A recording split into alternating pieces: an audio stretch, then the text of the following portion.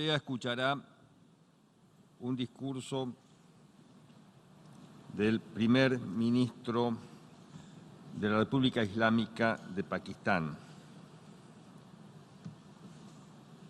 Su Excelencia Imran Khan.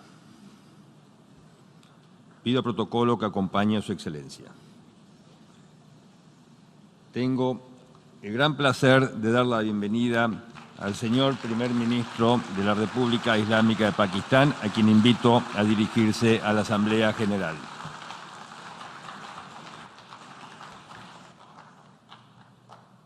Bismillah ar-Rahman ar-Rahim. Iyyaka na'budu wa iyyaka nasta'in. Mr. President, Honorable Secretary General, Excellencies, ladies and gentlemen, I feel honored today to represent my country at this forum of world leaders, where we have a chance to discuss problems that the world is facing. I want to talk about a lot of problems, but just 4 today. And I especially came to this forum despite a difficult time in my country, facing challenges. I would not have come, but because I feel that there are some very urgent problems which the world must address. So first of all, I start with climate change. So many leaders have talked about climate change. But Mr. President,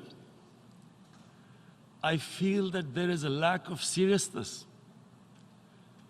Perhaps world leaders some of the leaders who can do a lot, do not realize the urgency of the situation. We have a lot of ideas, but as someone said, ideas without funding is mere hallucination. Pakistan, I'll give you start with my own country. Our country is amongst the top 10 nations in the world which are most affected by climate change. We depend upon our rivers. We are mainly an agricultural country.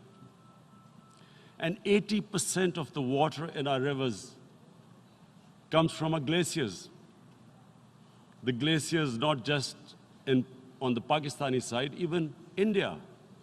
The river, the 80% of the water in Ganges and the Indian rivers also comes from the glaciers, from the Himalayan glaciers, Karakoram, Hindu Kush.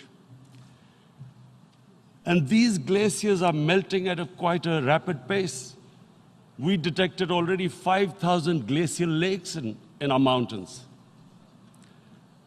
And if this keeps going, if nothing is done, we are scared that humans are facing a huge catastrophe.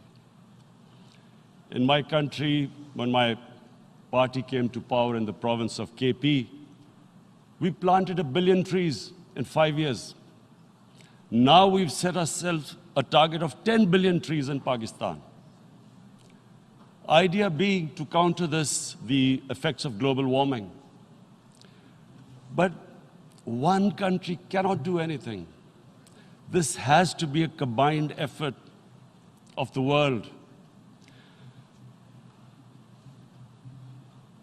My optimism comes from the fact that humans, the Almighty has endowed humans with great powers. We can do anything, provided our survival instinct is stirred up. And this is really what I hope that the United Nations will take a lead in this. There must be more emphasis. Richer countries must be pushed. Countries that are responsible for, mainly are responsible for greenhouse gas emissions. They must be pushed because our country contributes minuscule amount to greenhouse gases. So I feel that the United Nations must take leadership in this. My second issue for me right now is even more critical. Mr. President, every year, billions of dollars leave the poorer countries and go towards rich countries. Billions of dollars siphoned off by the ruling elites of the developing world. And they find their way into Western bank accounts, offshore accounts, tax havens, expensive properties hidden behind companies bought in Western capitals. Mr. President, this is devastating the developing world. This is causing more poverty, debts. It's impoverishing the developing world. The difference between rich and poor countries is growing because of this. Money laundering, which happens because money leaves the poorer countries into rich countries, is not treated the same as, for instance, money from drugs or terror financing. The seriousness which terror financing and money from drugs, the way it is treated, it's not the same. The way the poor countries are being plundered by their elites. It's not happening. In my country, when I took charge of our government a year back, in the 10 years preceding that, our total debt went up 4 times. The debt we had accumulated in 60 years, just in 10 years, it went up 4 times. As a result, the total revenue we collected in 1 year, half of it went into debt servicing. How are we going to spend money on our human beings, 220 million people, when half the money is going into debt servicing? Because our country was plundered by the elites, the ruling elite. And easily they could get the money out. And when, Mr. President, we located properties in Western capitals bought by this money through corruption and money laundering, located the properties of these corrupt leaders, we find it so difficult to retrieve it. That money, if we retrieved that money, we could spend on our human beings. But it's so difficult. The laws protecting these criminals. We do not have the sort of money to have expensive lawyers and spend millions and millions of dollars. We need help from the rich countries. And Mr. President, it's critical. The rich countries must show political will. They cannot allow this to happen. How can the poor countries spend money on human development, which the United Nations asks, SDG? How are we going to do it when this money can easily leave our countries? So, unless the rich countries intend to build walls to stop economic refugees coming as we see right now, they must take action. They must take action now. It must be a deterrent. Corrupt ruling elites should not be able to take money out easily and park it into foreign bank accounts and into these properties abroad. And I never understand why. Why do we have these tax havens? Why is this allowed? Why shouldn't rich people pay taxes? Why is it legal to have these tax havens where you have these secret accounts? Because, the world is changing. The population of the world is growing. Sooner or later, you're going to have a crisis. If the poor get poorer and the rich get richer, There is going to be a crisis sooner or later. So this is my second point. I hope that the United Nations takes a lead in this.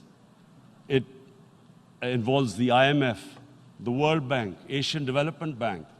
They must find a way of stopping this plunder of the developing world. My third point is Islamophobia. There are 1.3 billion Muslims in this world. There are millions of Muslims living in other countries, European countries, in the US, as minorities. Islamophobia, since 9/11, has grown at a pace where it is alarming. Human communities live together. There should be understanding amongst them. But Islamophobia is creating a division. Muslim women wearing hijab, it's become an issue. It's become an issue in some countries. Hijab is some sort of a weapon. A woman can take off her clothes in countries, but she can't put on more clothes. How is this happening? Because of Islamophobia. And how did this Islamophobia start? After 9/11. And why did it start? Because certain Western leaders equated terrorism with Islam. Islamic terrorism. Radical Islam. What is radical Islam?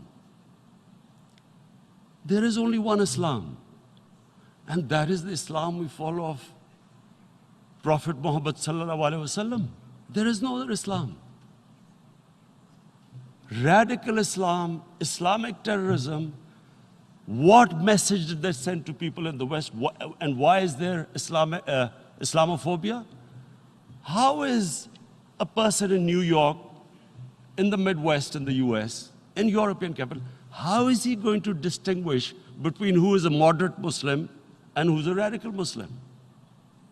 Because terrorism has nothing to do with any religion.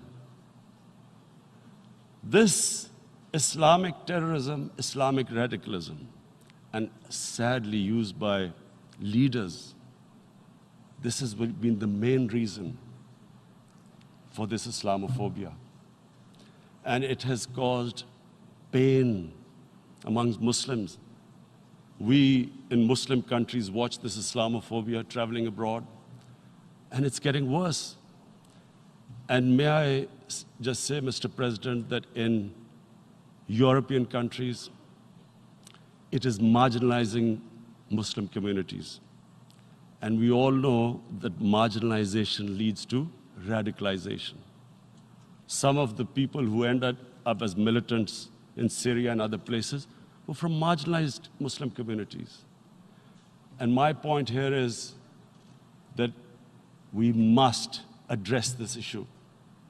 I'm sad to say that we Muslim leaders have not addressed this issue either.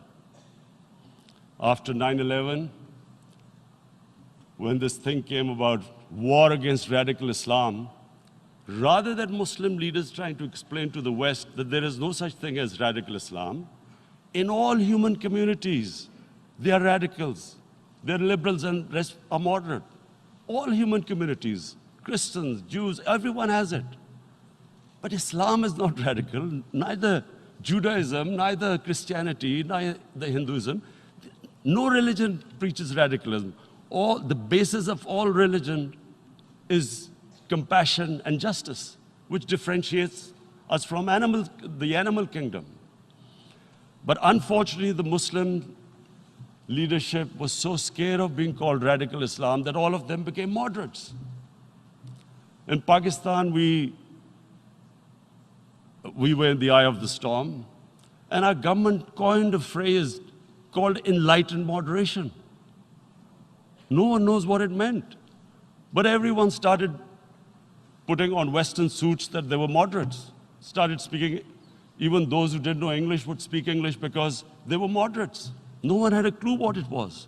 Because we, in the Muslim world, did not explain to the West that there is no such thing as radical Islam. One of the reasons why after 9/11, Islam was supposed to be equated with terrorism was suicide attacks. Because the 9/11 bombers did a suicide attack, all sorts of theories came up that the Muslims are involved in suicide attacks because they will get virgin in heavens. Some came up with, what about women, suicide attackers? So this bizarre thing happened. No one explained. Suicide attacks and Islam were equated. No one did research that before 9/11, the majority of suicide attacks in the world were by Tamil tigers, who were Hindus. No one blamed Hinduism, and quite rightly. What has Hinduism got to do with what desperate people were doing in Sri Lanka? We all know about, we've seen films about Japanese kamikaze pilots at the end of the Second World War doing suicide attacks. No one blamed the religion. But here we were trying to prove we were moderates and not explaining to the West. But the most important thing I wanted to say here today, in explaining this Islamophobia, Mr. President, and I feel it's very important because I've spent, because of I played professional sport in England, I spent a lot of time there. So I know how the Western mind works and how West views religion. So where the misunderstanding about Islam came. And one of the reasons it caused Islamophobia. That was, in 1989, this book was published, maligning, insulting, ridiculing our Prophet Muhammad sallallahu alaihi wasallam. And there was a reaction in the Muslim world. The West couldn't understand what was the problem. Because in the West, because I have spent so much time in the West, religion is perceived completely differently. They don't look upon religion like we do. And so, Islam was supposed to be an intolerant religion. It was against freedom of expression. And Islam took a real beating 30 years ago. I still remember it became a watershed. And every 2 or 3 years, someone would malign our Prophet, peace be upon him. There would be a reaction by the Muslims. And again, it was Islam, an intolerant religion. Again, this time,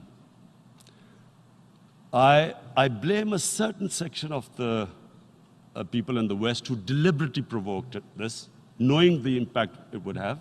But the majority of the people in the West didn't understand. This is where, again, Muslim leadership let the Muslims down. We should have explained to them what our Prophet, peace be upon him, means to us. So in 1 minute, I'll try and explain what he means to us. Our Prophet was the witness to the divine book, the Holy Quran. The Holy Quran is the book of guidance for Muslims, and the Prophet's life was living the Quran. He was an example of what the Quran guided us to be. So he is the ideal we all try to get to. The Prophet created the state of Medina, the first state in Islam. That state was the basis of a Muslim civilization which became the predominant civilization for the next 700 years. And what was that state? I hear such strange things about Islam, that it is against women, it's against minorities. The first state of Islam in Medina, it was the first time a welfare state was set up. The state took responsibility of the weak, widows, orphans, poor people, handicapped. It taxed the rich, spent the money on the poor. The state announced that all human beings are children of Adam, hence equal, whatever the color of their skin. The state announced, the Prophet announced that, and slavery, the whole system depended on slavery as it did for many years in the Western societies. The Prophet said that one of the greatest deeds is to free a slave. But because the society depended on slavery, he said, but if you have to treat them as an equal member of the family. And as a result, something happened in a Muslim world which hasn't happened in any other civilization. Slave dynasties appeared. Slaves became kings. The Mamluks, slaves who ruled Egypt. In India, there were slave dynasties. And then, with minorities, again, you hear that Islam is supposed to be against minorities. Let me just make this clear. In Islam, the Prophet announced that everyone was free to practice his religion. It was a sacred duty to protect the places of worship of all religions. He announced that every person is equal in front of law, whatever his religion or his color. And this incredible case, and I always quote this, that the fourth Khalifa, the head of state of Medina, he lost a court case against a Jewish citizen. So, number one, it showed there was a rule of law, no one was above law. And number two, that a Jewish citizen was an equal citizen. So, Mr. President, when a Muslim society is unjust to its minorities, it is going against the religion of Islam and our Prophet, peace be upon him. So, it is important to understand this. The Prophet lives in our hearts. When he's ridiculed, when he's insulted, it hurts. As we human beings understand one thing, the pain of the heart is far, far, far more hurtful than physical pain. And that's why the Muslims react. And I always thought that if I ever had the stage, I would try and explain this to the world community, especially to the Western community, because having lived in the Western community, people didn't understand this. When I first went as a teenager to England, there was a comedy film on Jesus Christ. It's unthinkable in Muslim societies. So we need to explain that, look, in a human community, we must be sensitive to what causes pain to other human beings. We have, in the Western society, and quite rightly, the Holocaust is treated with sensitivity because it gives the Jewish community pain. That's all we ask, that do not use freedom of speech to cause us pain by insulting our Holy Prophet. That's all we want. And now, the number fourth point, Mr. President, and this is the most critical point, is the reason why I especially came here. It is about what is happening in Kashmir. Before I go on this, I want to make one thing clear, that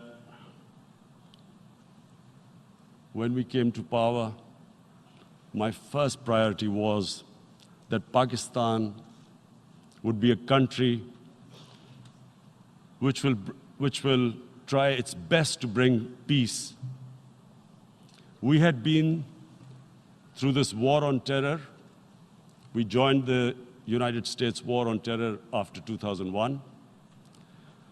And Pakistan went through one of its worst periods where 70,000 Pakistanis died and over 150 billion was lost to our economy. And Mr. President, I opposed the war because in the 80s, Pakistan had joined the Western countries in what was the freedom struggle then in Afghanistan against the Soviets. And it was funded by the Western countries. These Mujahideen groups, which were treated in guerrilla warfare, were trained by Pakistan Army, funded by the Western countries, and especially US, and they waged what was a freedom struggle in Afghanistan. The Soviets called them terrorists. We called them freedom fighters. 1989, the Soviets retreated. The Americans packed up and left. Pakistan was left with these groups. Come 9/11, Pakistan joined the United States in this war on terror. And now our government was supposed to, the reason why I opposed joining this war, because here we had indoctrinated them in jihad, meaning freedom struggle against foreign occupation. Now, because we had joined the US, and the US had occupied Afghanistan, now we were supposed to tell them that, no, this is not freedom struggle and jihad, it's terrorism. So that's why I tried to tell then government that, stay neutral because you will have leverage over them. You will be able to control them. But if you join them, you become collaborators and they will attack you, which is what happened. They turned against us. We went through a nightmare. 70,000 people killed in a war we had nothing to do with. No Pakistani was involved in 9/11. Taliban were in Afghanistan. Al-Qaeda was in Afghanistan. What had we to do with it? 70,000 Pakistanis died. So when we came to power, we decided that we would dismantle what was left of these groups. And this decision was taken not just by us, but by all the political parties in Pakistan. Unfortunately, they didn't implement it. So we came to power, we decided to implement it, and we dismantled whatever was left of the groups. And I know that India keeps accusing us that there are these groups there. I would like the United Nations to send observers, see for themselves what we've done. No Pakistani government would have dared to do this because it would have created strife. But we decided that there would be no militant organizations in Pakistan. So I need to give you this background and to what I'm going to say later on. And secondly, we started mending fences. I invited the Afghan president. We developed a relationship with Afghanistan. We had problems with Iran. We mended fences there. And then India. Now let me just give you a little background about my relationship with India. Because of cricket, and cricket being it's a passion in the subcontinent, I had great following in India. I have friends in India, and I loved going to India. So immediately, when my party came to power, the first thing we did was to immediately reach out to India. And I spoke to President Modi and I said, look, we have similar problems. Climate change, poverty, let's get together. Let's resolve our differences through trade. Let's build a relationship on trust.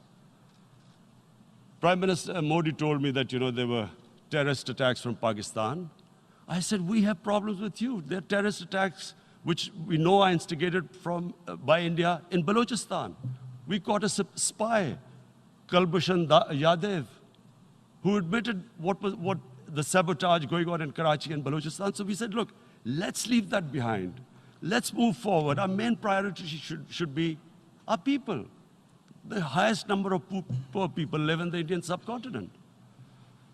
Unfortunately, didn't make any headways. Our foreign ministers were supposed to meet on this in the UNGA last year. India canceled it. We thought that it's their election coming up. It's a nationalist, ultra-nationalist party. It doesn't want to cozy up to Pakistan. So we thought, okay, we'll wait till the elections. Meanwhile, a 20-year-old Kashmiri boy, whose father said was radicalized by the security forces in Kashmir, blew himself up on an Indian convoy. Immediately, India blamed us. I spoke to the Indian public on television. I said, if you give us any iota of proof, we will immediately take action, because we've clamped down on these groups. Rather than sending us any proofs, they sent their jets in, they bombed us. We retaliated. A jet, 2 of their planes were shot down, 1 pilot bailed out in Pakistan. We immediately returned the pilot, saying that, look, we do not want any escalation. Rather than taking that as a peace gesture, the entire campaign, almost the entire campaign of Mr. Modi in the election was how he had taught Pakistan a lesson that jets had killed 350 terrorists. Complete lie. They had just killed about 10 trees of ours, which was quite painful given that, we are growing all these trees. He then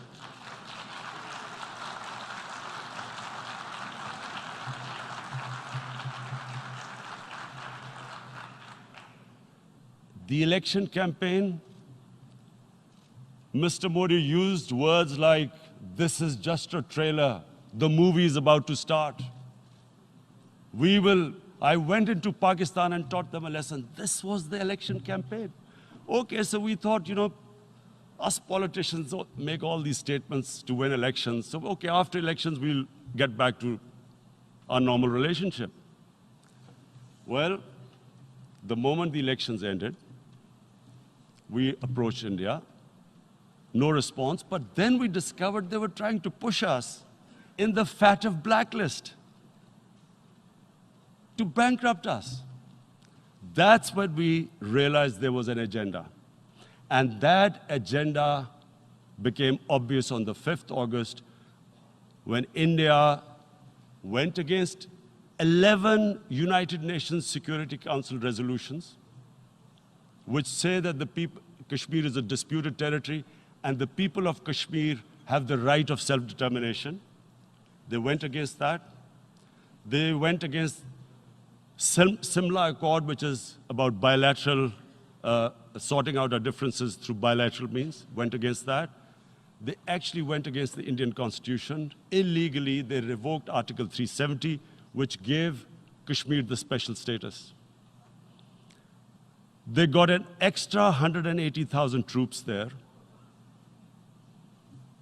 Total number of security forces in Kashmir now are 900,000. And they put 8 million people of Kashmir under curfew.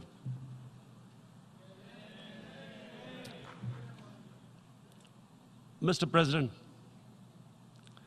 now I just briefly want to make the people understand, how can anyone do something like this? And for that, I have to explain to you what is RSS. RSS, Mr. Narendra Modi is a life member of RSS. RSS was an organization that was inspired by Adolf Hitler and Mussolini, came about in 1925. They believed in racial purity, racial superiority. They also believed they were an Aryan race like the Nazi believed they were an Aryan race. All that I'm saying can be verified. This is the time of information revolution. You can Google all this, what I'm saying. But it is very important for me to explain this to you so you know what is happening in India. This RSS believed in the ethnic cleansing of Muslims from India. At one point, there was racial superiority of the Hindu race. Secondly, it was hatred for the Muslims and for the Christians, because they believed that this golden age of Hindu civilization was stopped because of Muslim rule centuries back and then the British rule of India. So it was racial superiority and hatred for Muslims and Christians. This is openly stated. You look at the founding fathers of RSS, Golwalkar and Savarkar. Just Google them and you'll find out. And this ideology of hate is what murdered the great Mahatma Gandhi in 1948. It was this ideology of hate that made Narendra Modi in 2002 do a pogrom against Muslims in Gujarat when he was the chief minister. He allowed 3 days for these RSS goons who were inspired by the Hitler brown shirts. They actually wear brown shirts. This RSS, the Congress Home Minister gave a statement that in RSS camps, terrorists are being trained. And these terrorists butchered 2,000 Muslims and 150,000 Muslims were made homeless. Narendra Modi could not travel to the US because of that.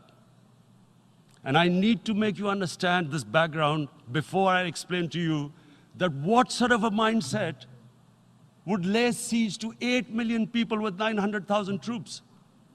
Women, children, sick people, locked in as animals. In fact, of what I know of England, if 8 million animals were locked in, the RSPCA would have made a lot of noise about it. These are human beings.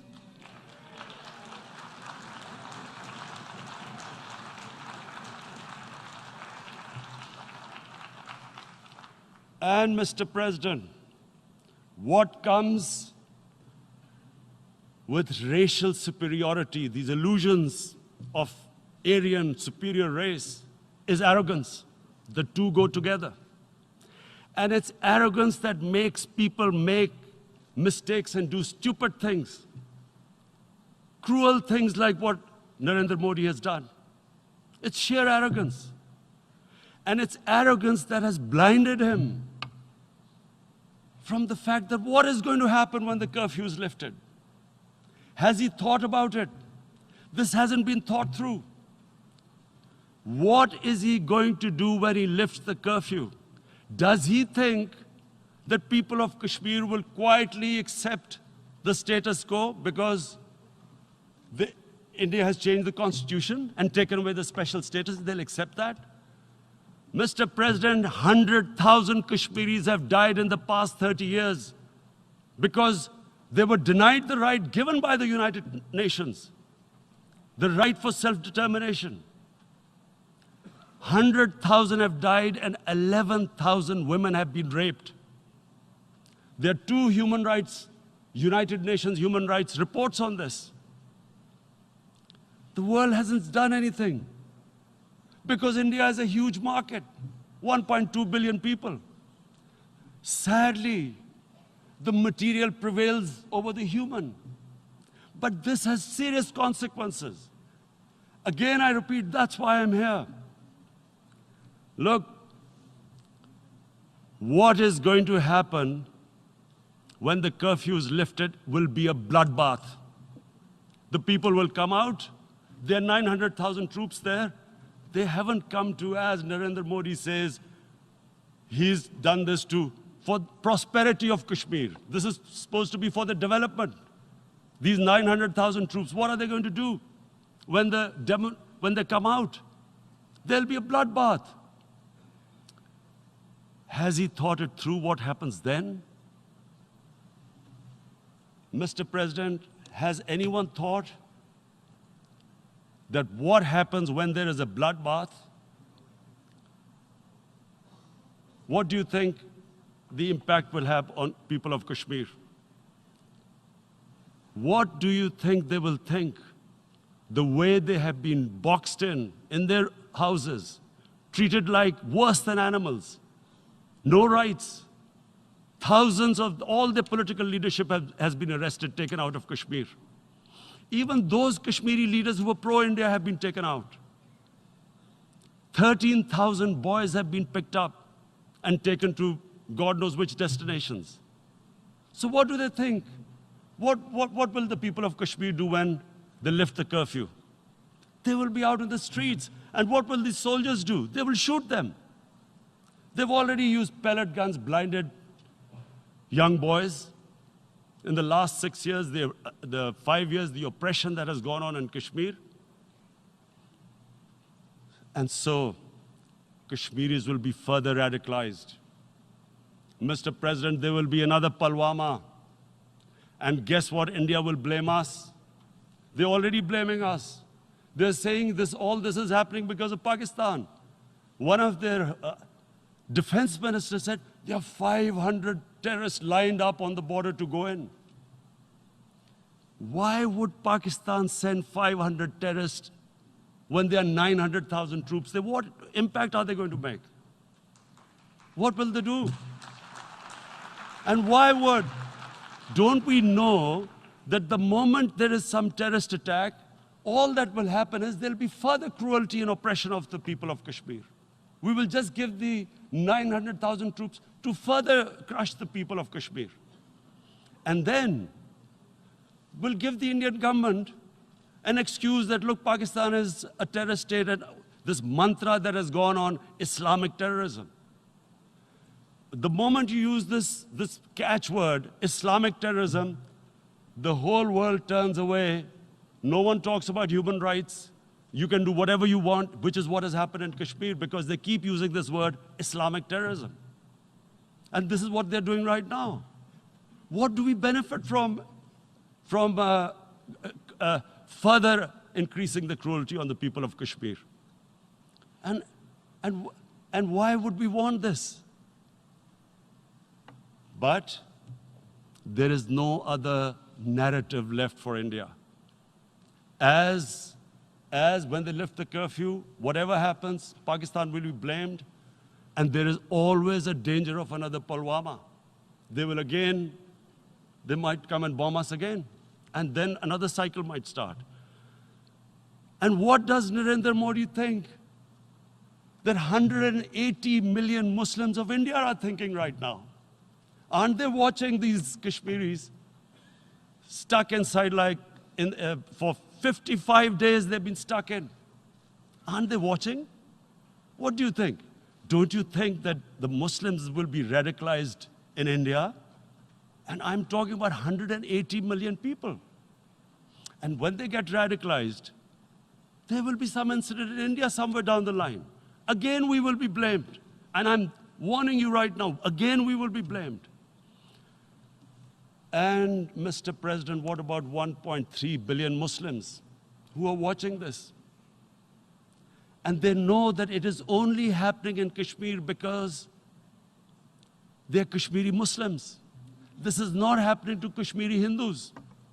They know that this is happening because of their religion. So what do you think they will be thinking?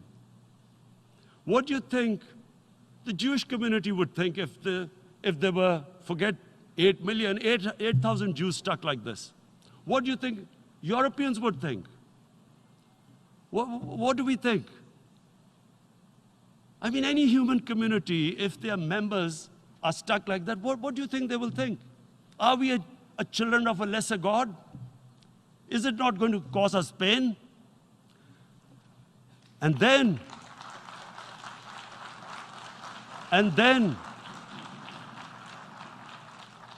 I'll tell you what will happen. People will, in the 1.3 billion Muslims, someone will pick up arms.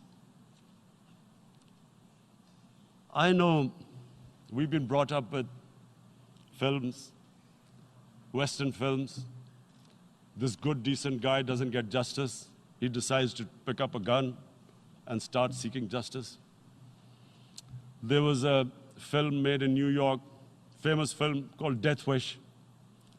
This guy gets mugged by and his family, his wife gets killed or something. He can't get justice. He picks up a gun and he goes around shooting muggers. And the whole cinema cheers him on. So what do you think the Muslims are thinking right now? If there is a bloodbath, there will be Muslims becoming radicals, not because of Islam, but because of what they will see, that there's no justice when it comes to Muslims. There were Rohingya Muslims, Myanmar, who are, God knows, almost 1 million people out, ethnic cleansing. What was the response of the world community? So what do you think will be the response of 1.3 billion Muslims? I picture myself. I'm in Kashmir. I've been locked up for 55 days. I have heard about, and there are rapes, Indian Army going into homes, soldiers. Would I want to live this humiliation? Would I want to live like that? I would pick up a gun. You're forcing people. You are forcing people into radicalization. When people lose the will to live, what is there to live for? And this is what, if you can do this to human beings, you are actually radicalizing people. And so, Mr. President, I want to repeat here, this is one of the most critical times. There will be a reaction to this. Pakistan will be blamed.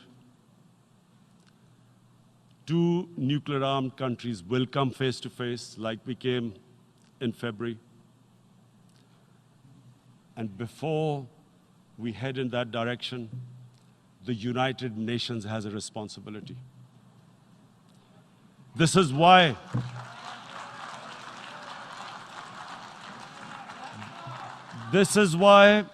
the United Nations came into being in 1945.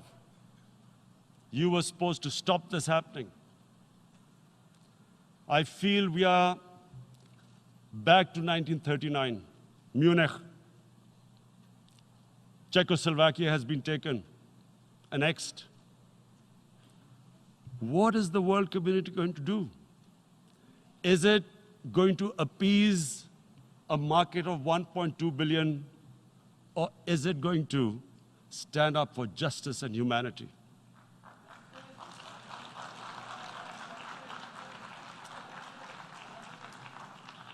If this goes wrong, you hope for the best, but be prepared for the worst.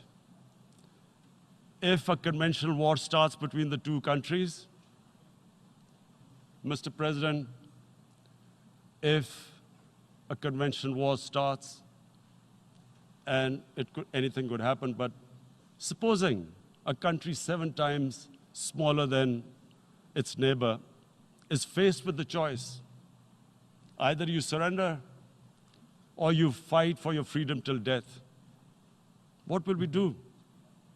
I ask myself this question. And my belief is, La ilaha illallah, there is no God but one. And we will fight. And when